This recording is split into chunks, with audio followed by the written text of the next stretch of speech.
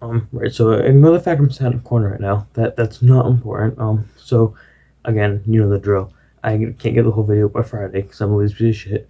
So I'm just gonna do the prediction for the Friday game, just have it included right now. So yeah, it's currently Thursday evening, and we have Arsenal Everton coming up. I went to the date my phone. I'm actually use my phone to record this, which actually probably a better picture than the actual webcam. So yeah, that's good. Um, so yeah, we have Arsenal, Everton. I think Everton, they have seen better form. They just had a string of draws, so we haven't really seen anything dropping really. But I think Arsenal have had the occasional win. The draws, I think their form's been decent enough to go ahead. I don't think. So I think it's gonna be 1-0 Arsenal. I think just they have showing just a little more promising, just a few kind of flares of better football. Everton has kind of been a bit stale recently, but kind of staying there. I don't think it should be catastrophically go wrong for them, but I think 1-0 to the Gunners. Alright, so hello, welcome back to another Premier League predictions. We got Matchweek 33 now, so we have some big games, some derbies, some really kind of just decisive games on the table. So loads to get into, so yeah, let's dive right into it. So first one we have Liverpool-Newcastle. I went with a 2-0 win to Liverpool. So I think Liverpool have been good recently. They haven't really shown those signs of getting going again. So of course Newcastle, they were in the relegation battle and they should be good now. They have had a few wins, a few draws to add that should kind of get them out of that.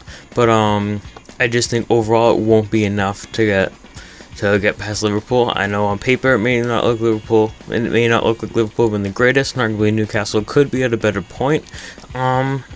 On their terms, but I think once Liverpool get going, they can really just start gliding with it. Of course, I don't know if the European Super League affected the way they played against Leeds, but I mean, couldn't have been easy going from the players' heads. So now that that's all cleared up there at home, maybe that could have an impact. I don't know. I'm just kind of scratching at anything here, but I think it should be relatively easy for Liverpool. I think Newcastle kind of not like there's gonna not press anymore because they are still kind of in a relegation zone, but I think it's not as desperate a win for them as it would have been like a few months ago. It's not as desperate these points, and I think just yeah, Liverpool should glide through. Newcastle shouldn't really be able to put up that much of a fight. Since we have West Ham and Chelsea, it's a London derby and very decisive in the top 4 race.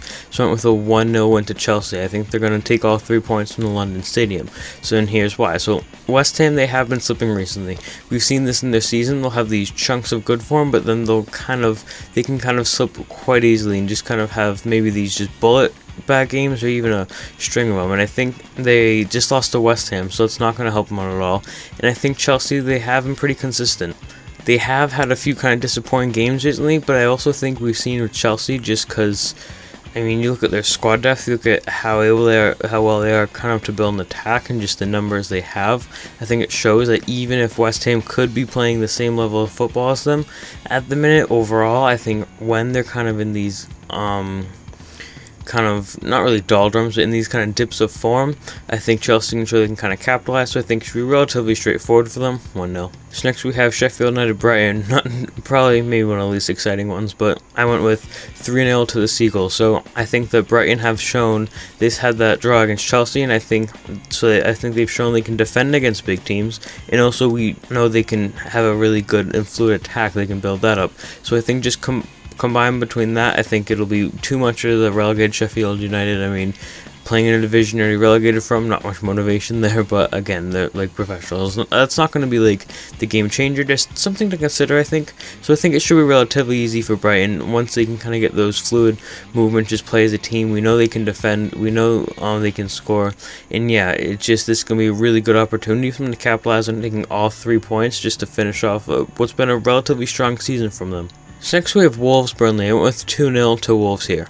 So you look at Wolves, if you just want to look at just their forms, wins and losses, even when they have had losses, they would kind of slowly build up. They might lose by like 1 goal to a solid team, then they'll start to turn those into wins, maybe win by 1 goal against maybe a low level team. So I think they've had this really gradual form they've been building up, and I think we could kind of be hitting a peak and see kind of the really fun, exciting football they've been playing the past few years. And I think Burnley, they were putting good results and solid performances. I think that has dipped recently. So I think this will be a really good opportunity for Wolves to show what they can do, what they've done in the past, and I think they can very well do it against Burnley, who haven't been so great recently.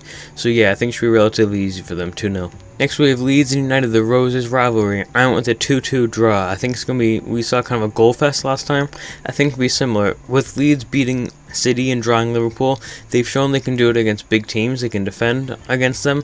And also the thing is, Leeds can attack. They can get in a goal scoring motion. They can get in a few in.